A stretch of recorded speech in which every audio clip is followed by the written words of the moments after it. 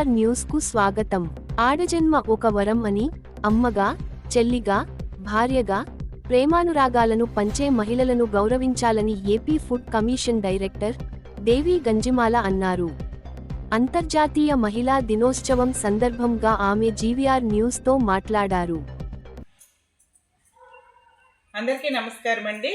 నేను దేవి గంజిమాల, ఆంధ్రప్రదేశ్ రాష్ట్ర ఆహార కమిషన్ సభ్యురాలుగా ఉన్నాను. ముందుగా నా తోటి మహిళలందరికీ కూడా, ప్రపంచవ్యాప్తంగా ఉన్న మహిళా మనులందరికీ కూడా హృదయపూర్వకంగా అంతర్జాతీయ మహిళా దినోత్సవ శుభాకాంక్షలు తెలియజేస్తూ ఉన్నాను. మరి ఆకాశంలో సగం అవనిలో సగం అంటారు ఆడపిల్లని.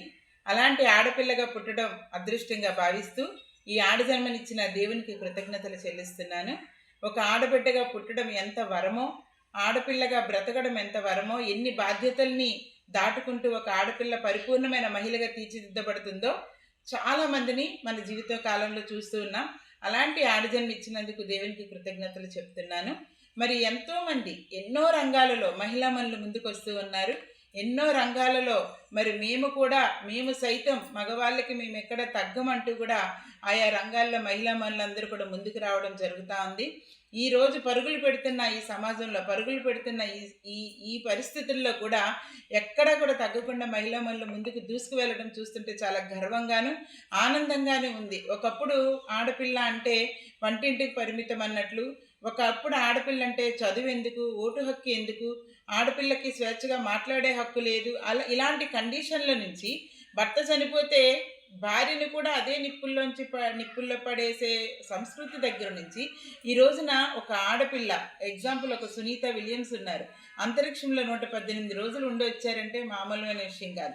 ఇట్లాంటి పరిస్థితికి ఒక ఆడపిల్ల రాగలిగింది అంటే సహకరిస్తున్న ఈ యొక్క ప్రపంచవ్యాప్తంగా ఉన్న మేధస్సులు కలిగిన మేధావులందరికీ, మరి ప్రభుత్వాలకి, అలాగే ఎంకరేజ్ చేసి బయటికి పంపిస్తున్న కుటుంబ సభ్యులకు అందరికీ కూడా మరొకసారి ఆడపిల్లలందరి తరపున కృతజ్ఞతలు తెలియజేస్తూ ఉన్నాను. ముఖ్యంగా అమ్మలుగా, అమ్మ అంటే అర్థము దేవుడు తర్వాత దేవుడని.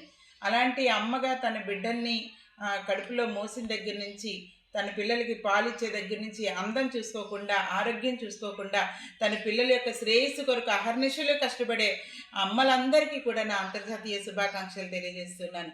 అలాగే భార్యలుగా తమ భర్తల యొక్క ప్రేమను పంచుకోవడమే కాకుండా, బాధ్యతల్ని పంచుకోవడమే కాకుండా, కష్టసుఖాల్లో తోడుండడమే కాకుండా, కుటుంబ బాధ్యతల్ని సక్రమంగా నెరవేరుస్తూ ఒక భార్యగా, ఒక కుటుంబంలో ఒక భర్తకి భార్యగా, లేకపోతే మా అత్తమామలకి కోడలుగా, పిల్లలకి తల్లిగా, ఆడపడుచులకి వదినగా, ఇట్లా ఎన్నో బాధ్యతలు నెరవేరుస్తూ అత్తింటి గౌరవాన్ని కాపాడుతున్న భార్యమనులందరికీ కూడా నా హృదయపూర్వక అంతర్జాతీయ శుభాకాంక్షలు తెలియజేస్తున్నాను.